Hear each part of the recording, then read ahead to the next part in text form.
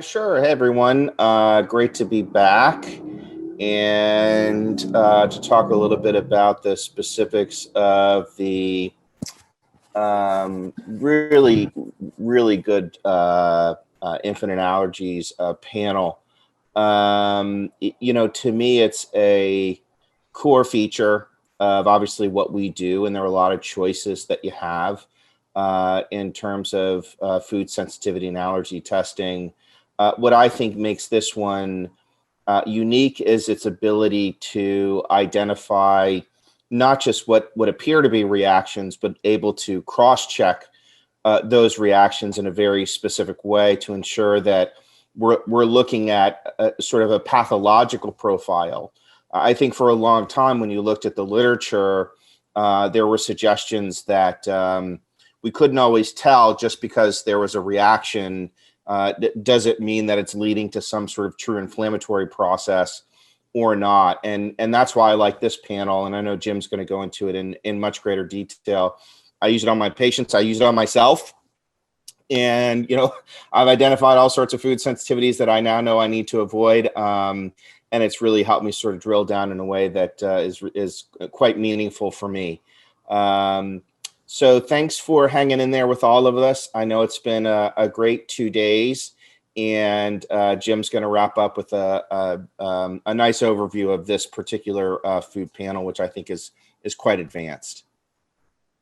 Great. All right. Thanks, Andy. So we're going to go over food sensitivities and allergies and the link to chronic health conditions. I think it's important to gain some understanding as to what all is involved with food reactivity. We're going to go through this and hopefully kind of pull together a lot of information that will help you understand, well, who should I be doing a food allergy test or sensitivity test on to begin with? I think you should cast that net wide. So for us, everywhere from autoimmune cases to colitis cases are the obvious, but don't forget about heart disease and mental disorders as well. And I'll share with you the information related to that. So, allergy versus sensitivity. Let me pull my little thing here to the top. You're right. So obviously IgEs are rapid response within 1 to 3 hours, or it can even be immediate, and it occurs immediately after ingesting food or liquid. You can get atopic dermatitis and eczema and asthma and runny nose and itchy skin and headaches and nasal congestion and wheezing and shortness of breath. Then, of course, closing of your airway if it gets bad enough. Then IgG is, of course, a food sensitivity reaction with a delayed reaction. So 3 to 72 hours later, someone starts complaining that their joints are aching. And then these sensitivities can improve, and usually the symptoms are less severe than IgE reactions.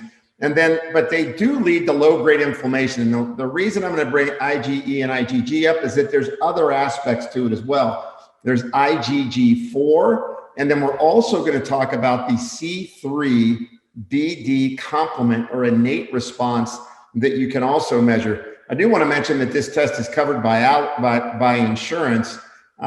So that's a nice advantage as well. And we get plenty of our patients that get it covered if they have symptoms. So that's great. And it is very specific on the C3-BD side. So you get enhanced sensitivity on the innate immune system, which you've learned so much from all the work on SIRS from Dr. Heyman. Think of how this fuels that fire even more. And then in my talk this morning, when I was talking about epigenetic testing, we now have figured out that food allergies and intolerances that fuel that metabolic inflammation actually lead to inflammatory processes known as metaflammation and inflammatory aging. So if you keep eating foods that you're intolerant to and that you're reacting to, you're going to continue to trigger that cascade of inflammatory cytokines. So the IgG4 is the complement to IgE. Why do you measure them together? Because IgG4 actually blocks IgE. And so if you see high levels of IgG4, that actually can lead to that metabolic inflammatory response. And IgG4 contributes to eosinophilic esophagitis. I think this is a big thing that's missed in kids, is the IgG4 piece. Thyroid, ovarian, prostate tissue specifically, very sensitive to high levels of IgG4. And if you see a high IgG4 and not much IgE, that just tells you that they're on their way of developing an IgE allergy. And of course, the C3BD is the complement to IgG sensitivity response in the body. If there are any C3BD sensitivity that's present, then the response in the body gets amplified. And in some aspects, as much as a 10,000-fold amplification of the response. And so that can cause a significant increase in symptoms due to the IgG response. So it's not just if you have IgG. If you have IgG and you have C3BD, which is the complement pathway, that means that food is really revving up the immune system and causing some tremendous immune dysregulation. So, just to kind of quickly move through this, obviously with sensitivities, they can happen at any age. It's thought that 45% of the population suffer from food sensitivities of some type, typically not life-threatening. You can self-assess. Oh, I ate that. 2 days later, my joints ache. 2 days later, my belly hurts. I'm itchy. I'm clearing my throat with mucus when I speak, right? People, they always have to clear their throat. They occur gradually in most cases, right? So up to 3 days later, you can see this response.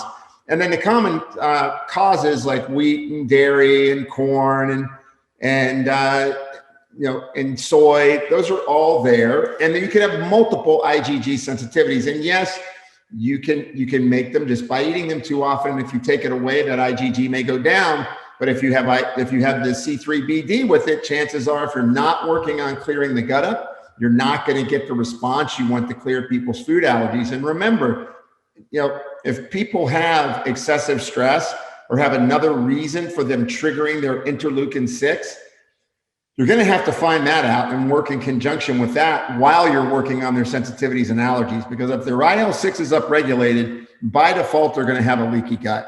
Because IL-6 upregulates Claudin-2, and Claudin-2 breaks the tight junction proteins, which allow for bacterial translocation and other peptides and proteins to get through the gut and then trigger an immune response in that way.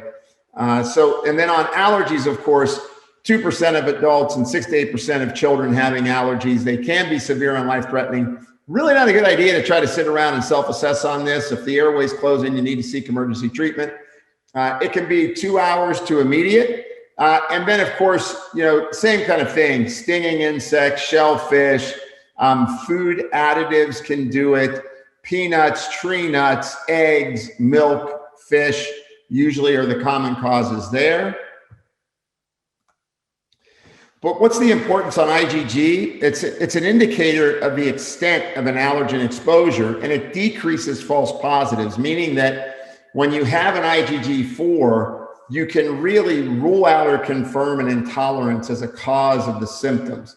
So IgG4 just creates more specificity. And remember, when IgG4 goes up, you are driving autoimmunity. So it can trigger generalized inflammation like low-grade chronic. It on C3 then can amplify the response to IgG dramatically. It promotes the pro-allergic effector function, and it regulates development of Th2 immunity during the allergen sensitization. So you push people towards Th2, and then you start, because of that teeter-totter effect, right? You start to degrade some of their Th1 activity. So the complement component C3, actually, it's keeping the cascade alert on high. So it's really acting at the point of convergence of activation pathways, and then it amplifies complement response.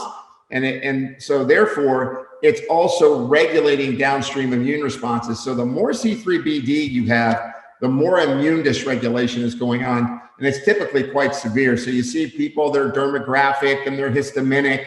Part of it, some of it may be regulated through, histamine gene interactions, but you got to get the foods out or you're going to keep triggering those responses.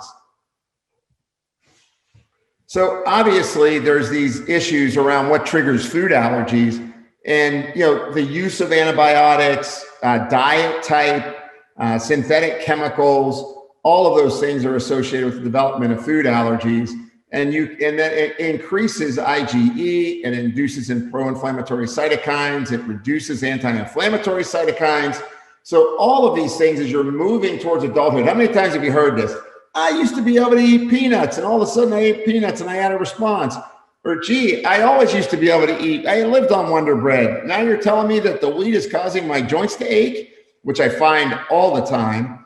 And then, of course, it suppresses the tolerogenic CD3 cell functions and inhibits Treg cells as well. So basically, as you develop food allergy and sensitivity as you move through adulthood, it's another contributor to immune dysfunction. And that immune dysfunction actually leads, if you listen to my talk first thing in the morning, to that immunosenescence that takes place that we talked about in the epigenetic test, where you're looking at the ratio of CD4 to CD8 cells. And as that ratio goes down, people are more prone to a chronic or degenerative illness.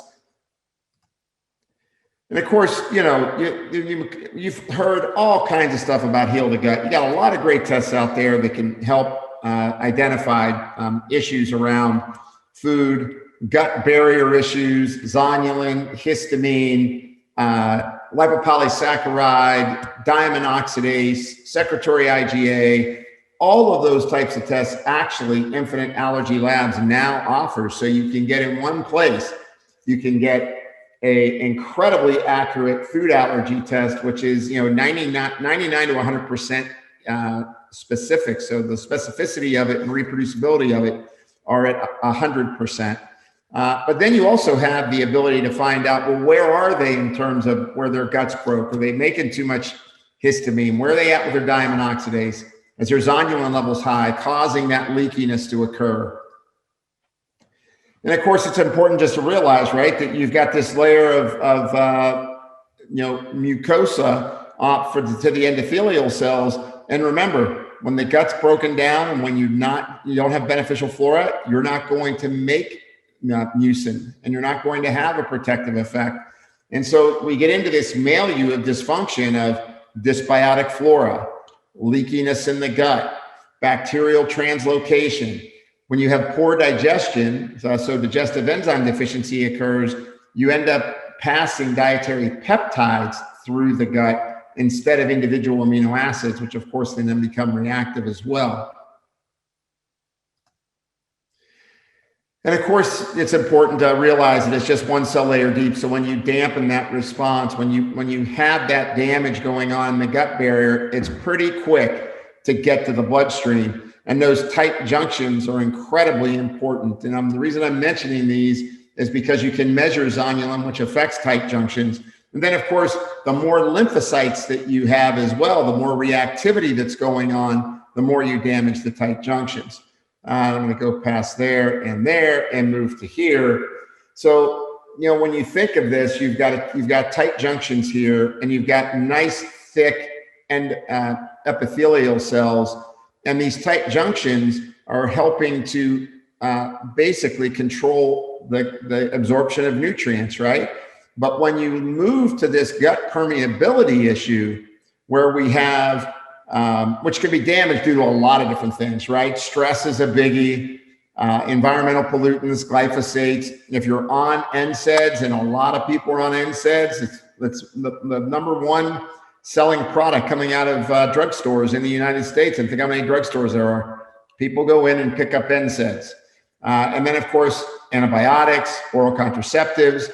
And then, honestly, if you even look at the drug-induced microbiomes, about 24% of the drugs on the market right now are thought to disrupt the microbiome. So what's the bottom line to this? We get epithelial cell shrinkage, you get breakage of the tight junction, you get reduced nutrient absorption, and then, of course, we get bacterial translocation and then immunologic responses in the bloodstream. So, factors involved in dysregulation, obviously, metaflammation, which is metabolic inflammation due to any of the factors that we all study. So when you're thinking of environmental burden, if you're thinking about stress, if you're thinking about biotoxins, poor diet, high ketogenic diets over time definitely cause elevation of lipopolysaccharide. Training is a huge deal when people overtrain. I find it all the time when I'm working with the pro athletes I work with that, typically they've got a gut component because they're training 3-4 hours a day, and that's leading to some big issues. And then, of course, I already talked about environmental triggers, and then there's lipopolysaccharide. Remember, Lipopolysaccharide gets released as you're killing off flora, and your liver and lymph are supposed to filter that out. But when you can't filter it out anymore, you can't keep up. When the drain gets clogged, lipopolysaccharide crosses the blood-brain barrier, triggers microglial cells, attaches to the cardiac myocyte, triggers NF-kappa B, attaches to the kidneys, attaches to the liver. So basically, lipopolysaccharide is incredibly important in terms of what's going on with the inflammatory response. It's affecting not just the gut, but people systemically.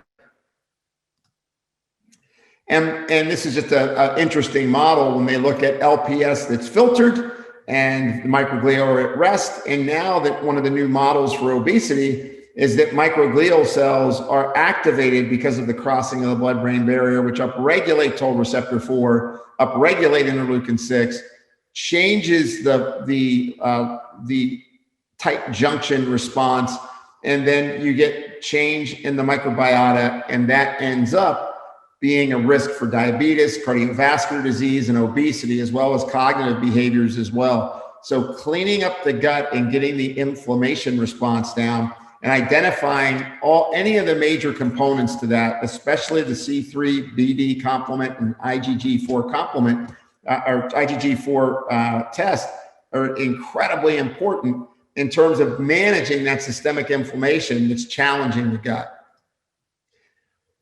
And this is a real simple circuit board that we've used for years, but I can't help but keep going back to it because if you look, stress is at the top.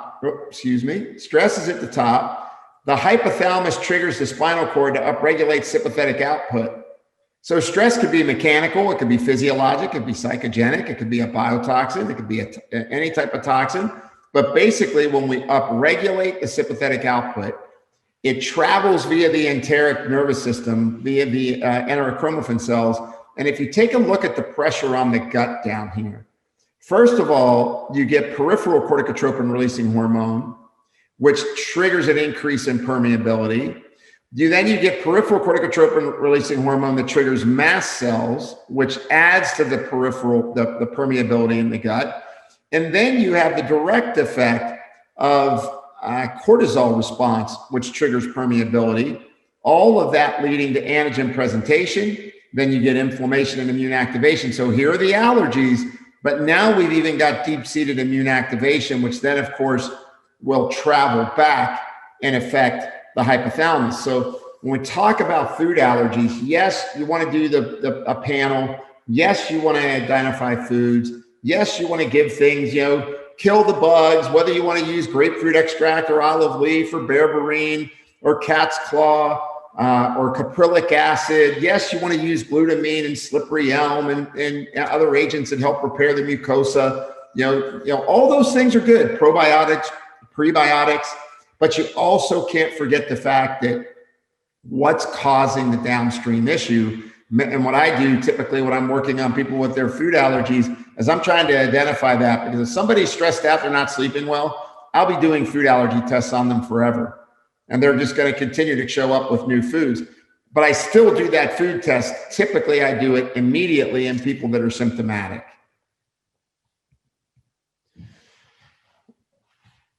So, the toll receptors, of course, are important because toll receptor 4, when it's upregulated, it is trying to induce antigen activity or trying to control it. But when it gets overregulated, you actually trigger more of that antigen response.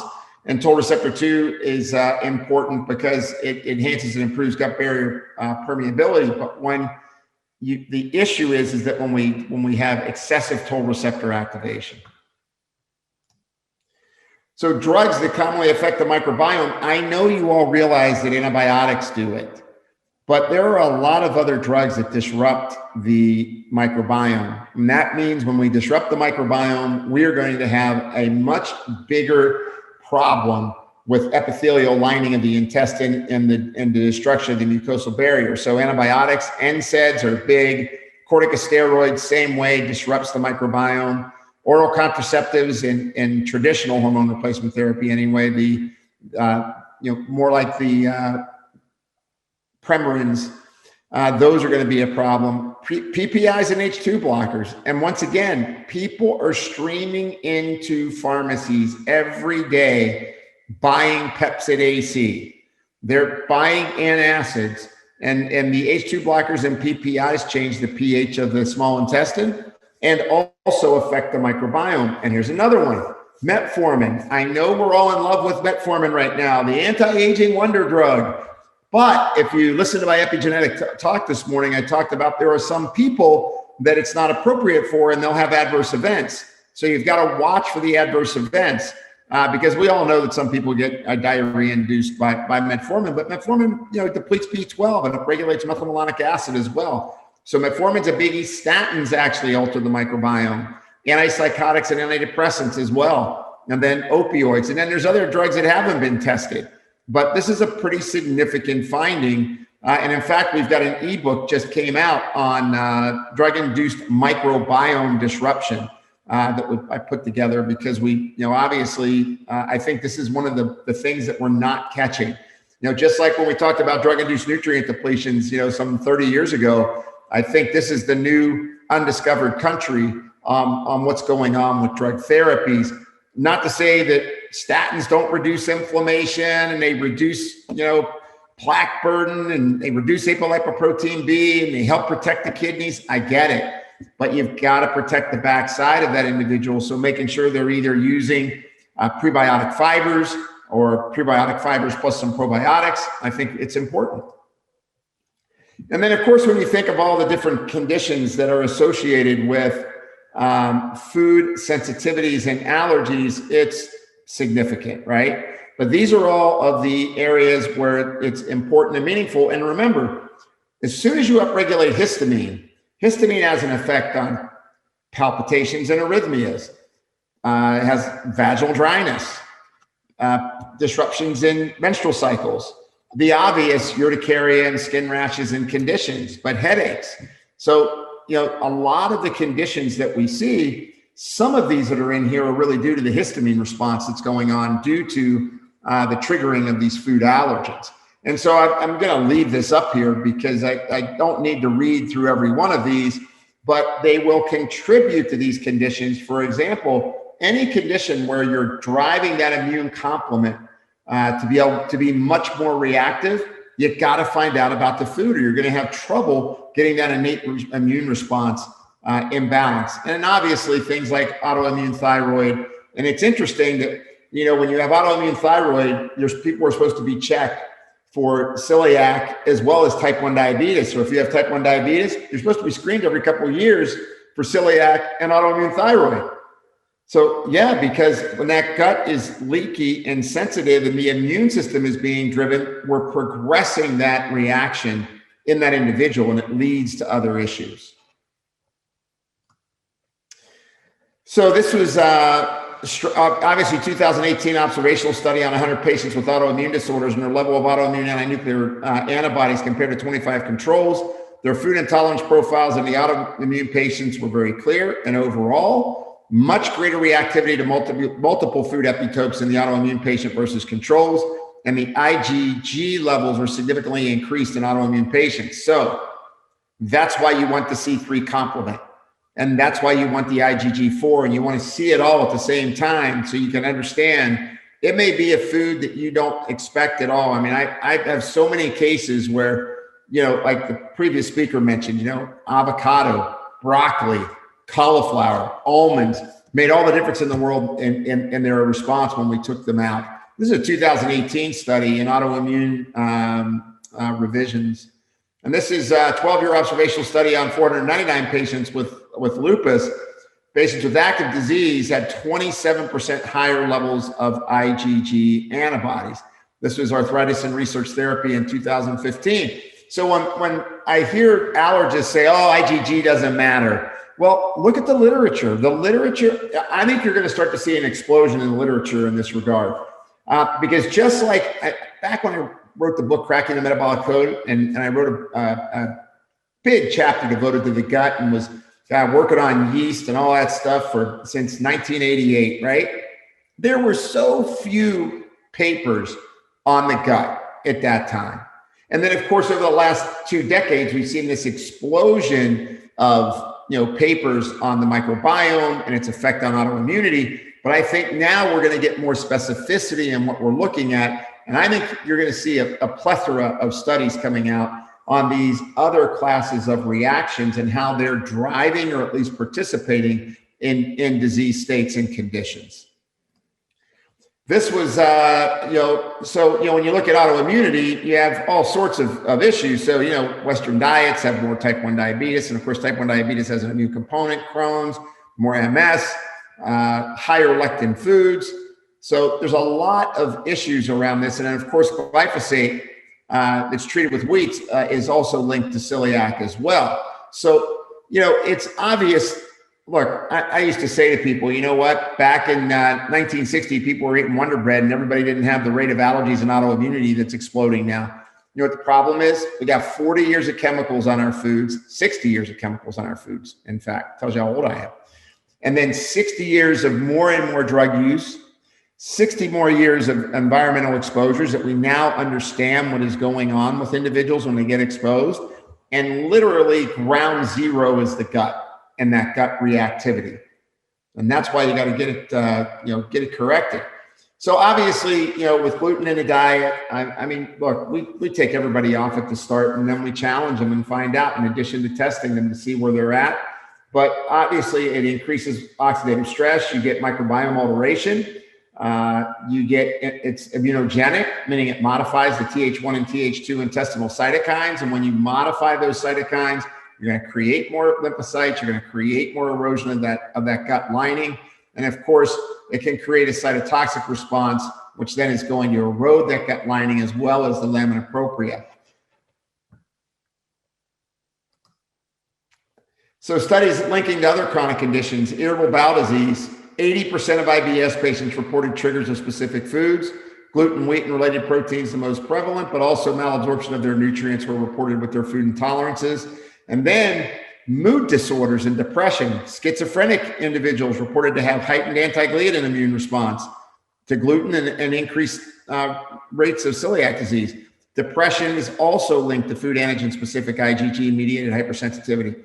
So don't just think of, they didn't complain of a leaky gut. They're not having, IBS, no colitis, no alternating loose stools and diarrhea. Hey, if they're achy, if their moods have changed, you got to think of this as a part of the issue. And then, of course, chronic inflammatory conditions that were also related to food intolerance, fibromyalgia, and chronic pain, and then childhood obesity associated with the prevalence of allergic disease, and adult obesity is also associated. Why that's happening? Adult obesity being associated with food intolerances. So this is obesity and its prevalence of allergic diseases in school children. This is pediatric allergy and immunology back in 2008. And I just think we miss it. It's I think for a lot of parents, it's tough for them to fathom that these food intolerances can be causing that big a problem. But I had a perfect example. I had a child come to me, 14-year-old on the spectrum, got him off of all those foods. He went from D's to A's for one in his coursework, but his moods were better. His headaches went away. He did all this great stuff. Well, then he went off. And when he went off, and his mom said she was trying to give him a food that gave him too much of a food that had just a little bit of the allergen in it, which I was like, well, it's just like breathing in dust. You don't need much. And his symptoms eroded immediately. Everything from his mood and shortness and agitation to his inability to think and being foggy-headed. Took about 4 weeks to get him back out of that. 2019 randomized controlled trial, 120 participants with a BMI of greater than 20, 3-month study, intervention group and a waitlist group. So the intervention, IgG antibody-based elimination diet, up to 10 foods. The waitlist group, no health coaching or IgG test. The result, reduced BMI and waist circumference, improvement of sleep versus the waitlist group. Makes sense. I've had cases where I call, right? Because what do people take for sleep? If they go in over the counter, they take an antihistamine, right? Go get Nitol or go get Sominex. They have antihistamines in them. So when people tell me they take an antihistamine and it helps them sleep, I'm thinking gut right away. So the IgG antibody concentrations decreased 83% in the targeted foods in the intervention group and in 60% of the foods in the waitlist group. So this was, once again, just straight IgG, not including IgG4. So this is a Turkish study. Overweight men and women placed on allergen elimination diets lost weight without loss of muscle. So this was a really interesting study. It was the determination of the effective elimination diet applied for overweight and obese people. So excellent study. And just the fact of getting off of there, and we've seen this with, I know all of you have done some sort of food allergy testing or elimination. People lose weight. I have found since I started working with the infinite food allergy test, I'm just getting enhanced results because I'm picking up more of the foods that are they're either sensitive to or they're having that complement allergy to. This is a 2016 study on an elimination diet based on an IgG ELISA test or a calorie restricted test. Let's just cut to the chase. The elimination group lost 8.6 kilos in 6 months and 5 kilos of body fat. That's 11 pounds of fat. It's crazy. It's actually 12 pounds of fat. And then calorie restricted diet lost 1 kilo in 6 months. So for us to say that IgG doesn't matter, we all know that IgG does matter. We know that the C3 complement matters and IgG4 matters. So now food allergy and sensitivities on cardiovascular disease. This was a 12-year observational study. My bad. I went past that.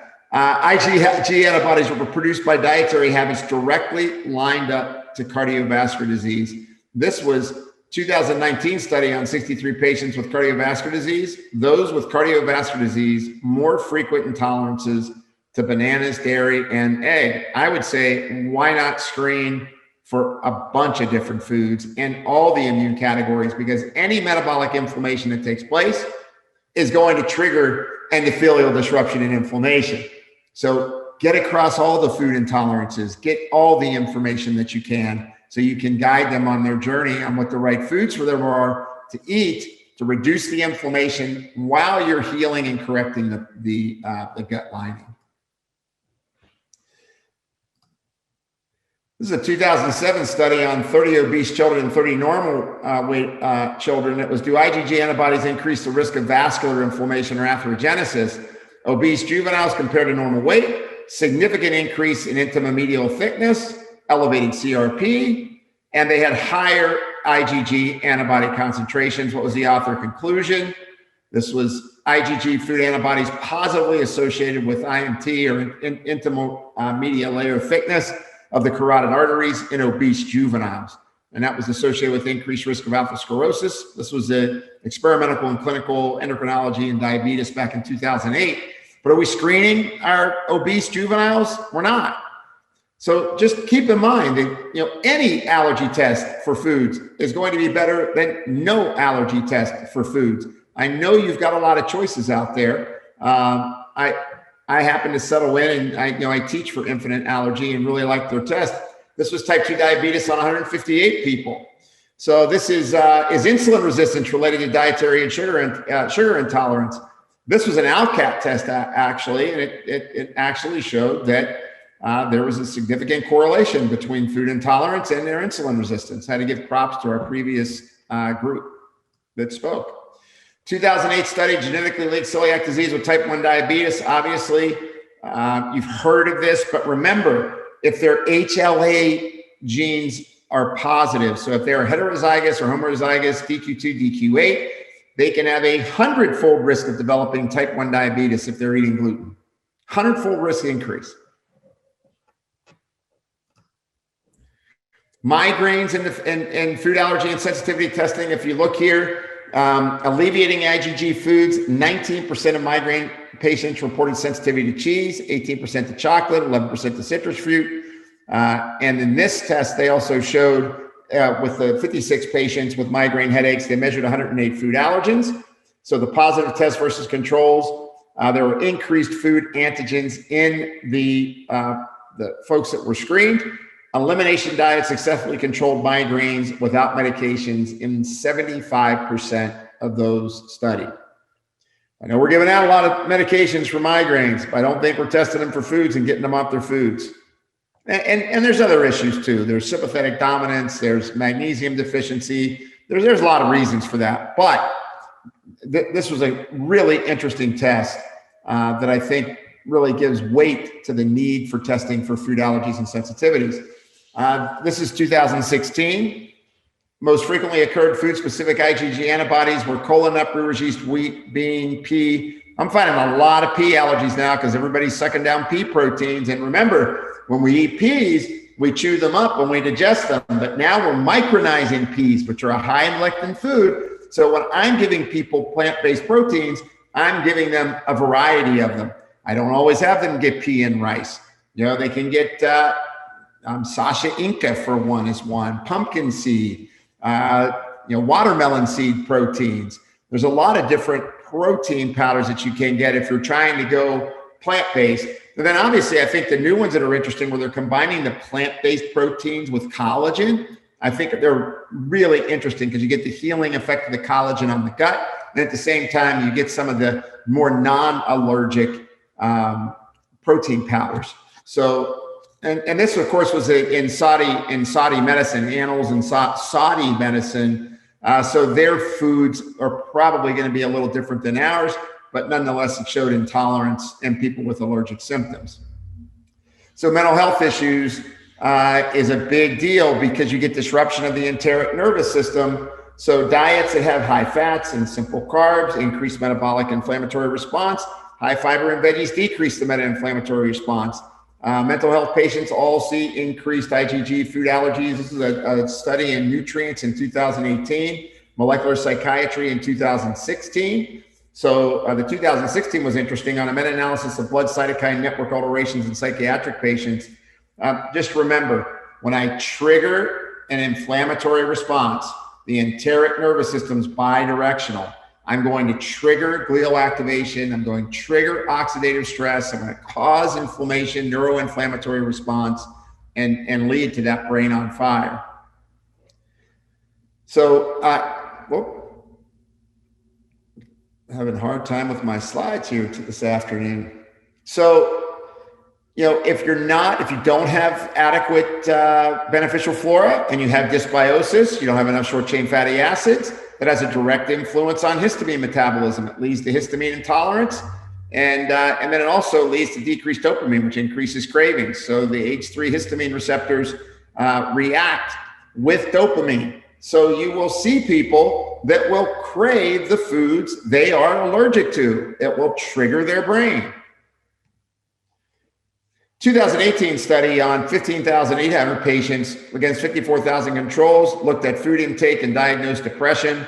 What they saw is that in general, people consume more carbs, sugars, and fat over the controls and have, of course, an increased risk of obesity and type 2 diabetes and cardiometabolic disorders.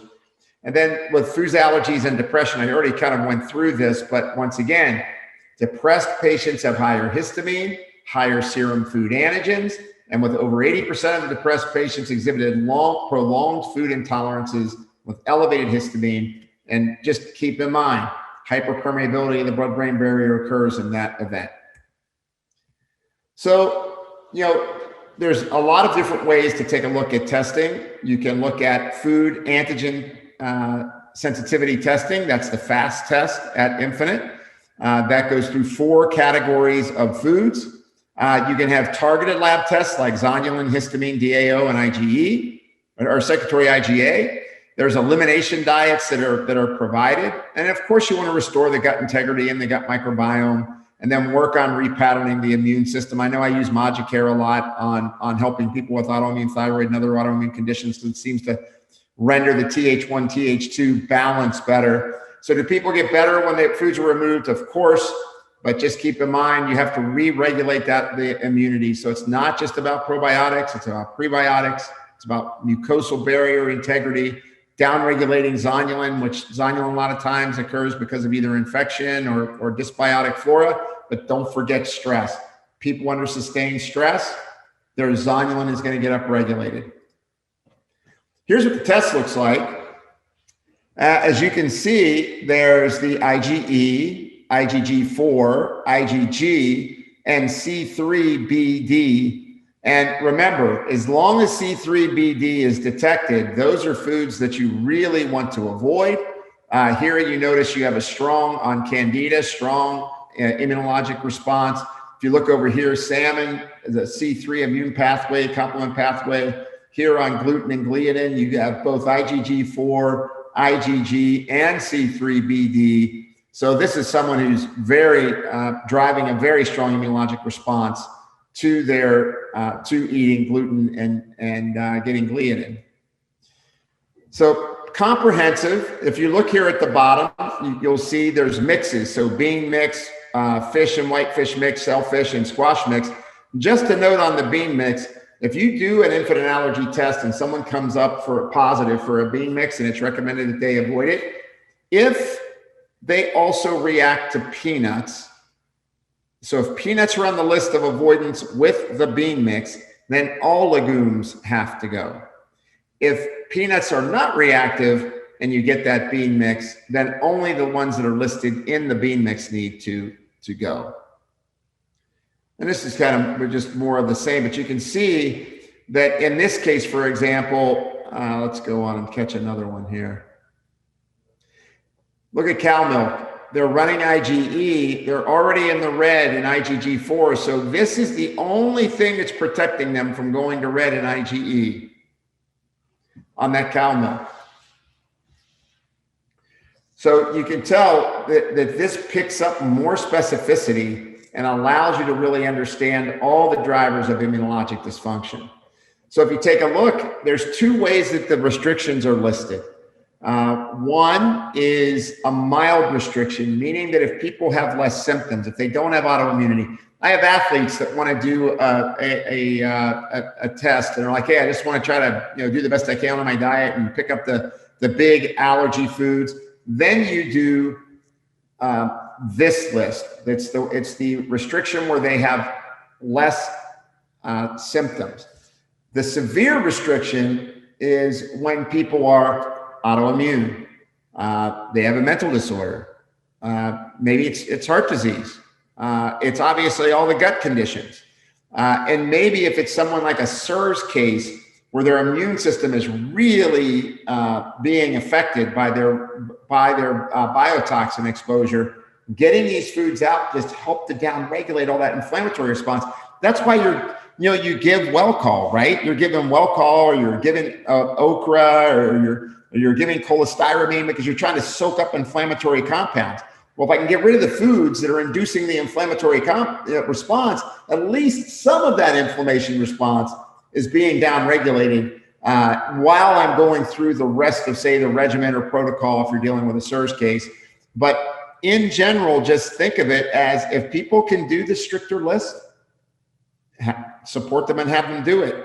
You've got services at Infinite Allergy Labs. There's dietitians that are on board that can help you in terms of interpretation if needed. But the big piece of this is understanding that, for me, everything's about metabolic inflammation. And if anything I can pull out of that bucket of metabolic inflammation, their diet, allergic foods, their stress response, are they overtraining or not exercising at all? What medications are they on and what nutrients are depleted that I may need to address? What environmental exposures do they have? The more I can get the inflammation out of that metabolic inflammatory cascade, the more I can return the cell to homeostasis and create some mitochondrial biogenesis and get people back to feeling well.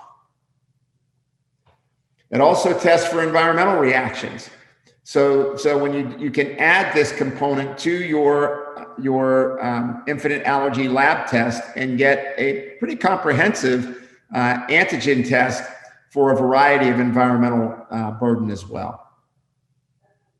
Zonulin testing, incredibly important. I've already talked about this. Just remember, as zonulin goes up, the gut gets leaky. You break the clathrate bonding of those tight junctions, and that's where you can get immunologic responses. And then once again, your body's primed to react to those proteins when they're hitting the bloodstream. And it also gets primed because of that lipopolysaccharide activation that occurs when the gut's breaking down. So high levels of zonulin indicate a leaky gut. And then, of course, zonulin also linked to obesity, hypertension, impaired fasting glucose, and metabolic syndrome. So one of the best things you can do to get zonulin down right, berberine, it's great for zonulin and getting it to get under control. But just remember, find out the cause. Incredibly important to find out the cause.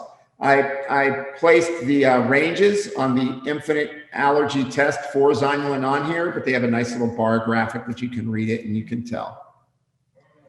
Histamine as well.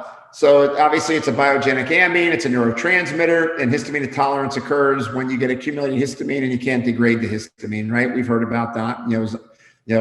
Histamine, DAO. I can either have too much histamine or not enough DAO. Either way, if the histamine's in dominance, we get histamine intolerance. And remember, just don't think of histamine as something that's affecting the skin or your eyes, or you're getting allergies, or you're getting wheals and rashes.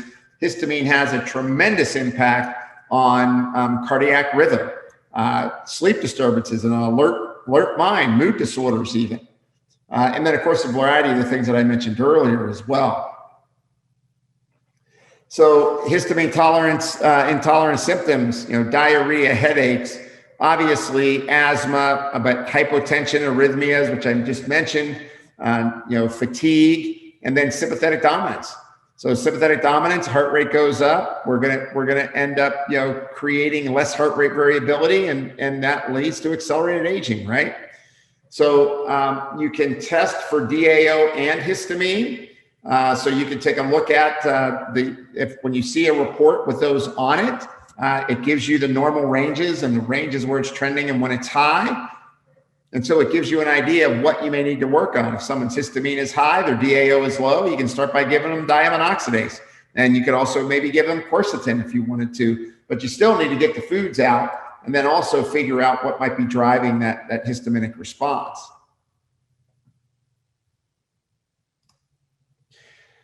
Secretory IgA, same situation. Looking at secretory IgA, if it's really high, you can, it can be produced by, unfriendly flora, viruses, deficiencies in secretory IgA. That makes you more susceptible to pathogens in the gut. So there could be an early transitory time of elevated secretory IgA, and then you can burn out your IgA production, and then you become even more susceptible to pathogens. High prevalence of secretory IgA deficiency in celiac. And then, of course, the deficiencies have been associated with asthma and autoimmune diseases and candidiasis, celiac, obviously in food sensitivities. Ulcerative colitis and Crohn's patients have low secretory IgA. Stress leads to lower production of secretory IgA. That's why you have a secretory IgA when you do a 4-point salivary cortisol. There's you get a secretory IgA with it. And that stress is driving the dysfunction in the gut. So that's why you kind of want to work them together so that you can get stress hormones to go down, secretory IgA to replete, stress hormones to go down, decrease in inflammatory cytokines that lead to the tight junctions being broken.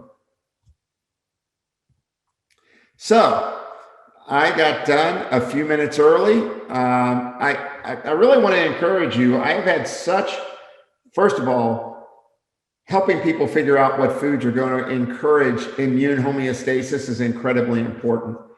I really think that it's a key player in the majority of the people that I see today, because we've got that 60 years of issues that are driving people towards broken down guts. And we see it with increases in autoimmunity, more GI disease.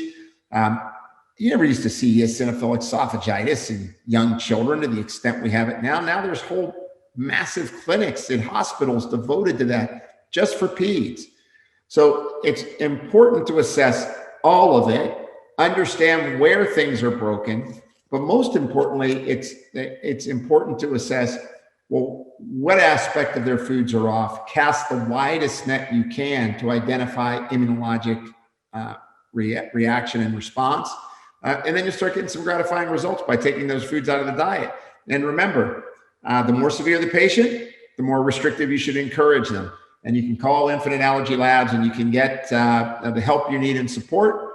in order to help figure out the report and recommendations to make. And hey, I got to close up today. So I hope you guys had a great weekend and learned a whole lot, and take the information and get to work on Monday. Hey, Sahar. Hey, Jim, how are you? You want to answer a few questions? We have lots as usual. Oh, of course. I would love to. Stop sharing your screen and then you can see the questions. I had to move my little face bar here to get it. There we go. 26 questions. Here we go. Any natural supplements that deplete the microbiome? I haven't seen any studies on that. I would think that if you excessively used, grapefruit seed extract or any of the bug killers over a long period of time, maybe it could happen. But I just haven't seen anything that's directly there on disrupting the microbiome. I mean, that information on drugs disrupting the microbiome, that's only out since 2019, guys. That's brand new. I mean, we all knew antibiotics caused yeast problems, and so did corticosteroids, but we didn't have and so did oral contraceptives, but we didn't have the idea in mind that we were actually getting these microbiome disruptions.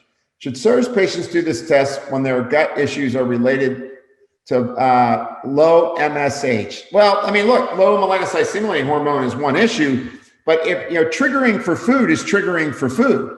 Like I said, you're trying to get the bucket of those of the inflammatory compounds out of the body. So if they're triggering, if they're immunologically tested and they're triggering for a lot of foods, that's not like all driven by melanocyte stimulating hormone. They have an immunologic response to the foods. How often should tests be done? Well, IgG and C3bD changes as the gut heal. Yes, I do see that. How often should tests be done? I do it about every 4 months on people. So a lot of times people want it in 3 months because they want to get back on some foods. Is the histamine test similar to LabCorp and Quest ones? It's a specific, pretty accurate. It's a serum-based test. It's very accurate, in fact, and it's been validated. Which one is more accurate, zonulin or zonulin antibody levels? Well, obviously, I'm sitting there talking about zonulin levels. I'm very familiar with zonulin antibody levels. But if you look at the studies like studies by the American Diabetes Association, they measure zonulin and they just measure straight zonulin. So I'd say there's literature on both. Which one is more accurate, IgA in blood or stool? I think you get value out of both of them. If you're doing a stool test already and you're just worried about getting IgA, you can get it from the stool. You can get it from saliva. We've done that for years. And this is secretory IgA via the blood. With hair loss as a chief complaint, what do you test? What do I test? Hormones, thyroid, sex hormones. How high the IgG level need to be to affect someone? Well, so the ranges are the acceptable ranges. So when you're in the red, it definitely can affect somebody. And look, people could be reacting to foods for a long time before they first experience a symptom. I had a guy come to me that was like, hey, I'm an Olympic ski jumper and I have arthritis in my left hip. And I said, really? I said, it looks like your monocytes, eosinophils, and basophils, your MEBs are pretty elevated. I think you've got food allergies. I look at even MEBs. And he was like, no, there's no way. And plus, you're not taking my pizza away on Friday night. I was like, fine, I won't take your food away. He came back to me a month later because we were doing some corporate business together. And he said, hey, my hip pain's all gone because I got rid of that food. So, it's important to realize that people could be reacting and not be symptomatic yet, but you're not going to know how reactive they are because a lot of times that low-grade inflammation is going on for years before somebody shows up with a disease, right? You're damaging insulin receptors for 10 years before you end up insulin resistant. So let's see.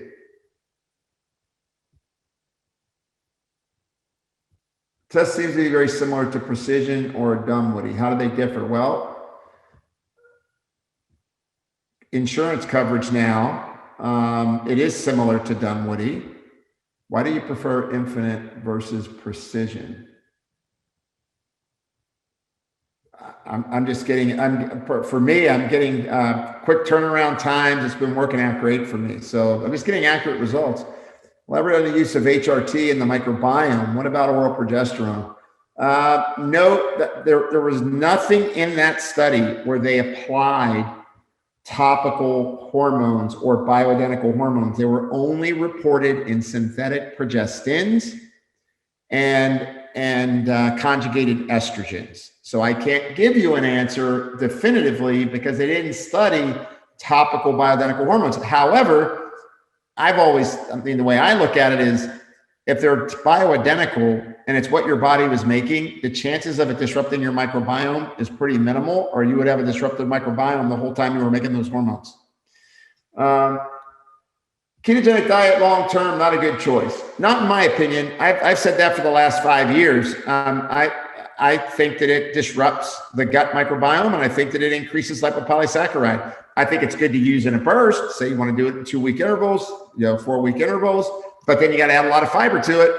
And I've had a lot of people that can't hang on to a ketogenic diet for a long term. They break it, and then they end up gaining weight back excessively quickly. If you delay the introduction of gluten in a child, it will increase the risk of developing intolerance to that food in the future. Well, the way I would look at that is if the child is part of that 20% of the population that has the HLA gene SNPs, you want to avoid gluten because you're going to be firing up their type 1 diabetes risk. All right. Do you have to avoid gluten in all children? No, I look, a lot of children grew up on bread. Are they, in Europe, do I think it's as big a problem? No, because they don't have hybridized grain. So this is a pretty complicated question. Longer than what we have time to discuss, but I don't think that it's a necessity that every child has to avoid gluten no matter what. Do you suggest food allergy testing before doing the Shoemaker protocol or SERVs? No, I would do them together. Because if they already have tested, they failed the visual contrast test, they checked the boxes on the test that showed that, with the matrix scoring that occurs and the algorithm that Dr. Shoemaker has, they have SERVs.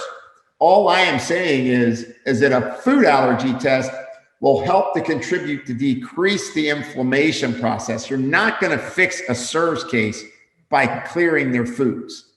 And it will be doubtful that you'll clear them because you've got too much inflammatory chemistry going on. So you got to kind of want to I like using them together. Does Infinite accept PPO insurance, or is it a super bill? It's insurance billable. Do you recommend lymphocytic colitis patients an IgG food panel or ALCAT panel? I'm not gonna. I'm talking for Infinite, so I put a slide in on ALCAT. So obviously, with that, they're doing great research at ALCAT. But I would do I still like getting C3BD. I've been getting great results with it over the last year and a half. How many foods does Infinite Fast test, and what is the cost? So the cost is either $349 to $499, depending on what all you add into it. The amount of foods that are tested, I believe, I never counted an exact how many foods they tested. I think it's like 115 foods. If a patient has gluten sensitivity, should test food allergy after they stop gluten after a few months prior to the food allergy. Well, yeah. So look, there's some people that are gluten insensitive. They get off of gluten for 120 days and their gluten sensitivity goes away. The last time I did my test, I was really, like a year ago, I was super strict, didn't have any gluten. And then I started eating a little bit of gluten here and there. And it came back on my next test, right? So predisposed to it. It is a blood test. No special prep for the samples. Is it the only one using IgG4 and C3BD? Not IgG4. There's others doing IgG4. They're the only ones doing the D right now. With high IgA in gut testing, but no pathogens noted, where do you look next?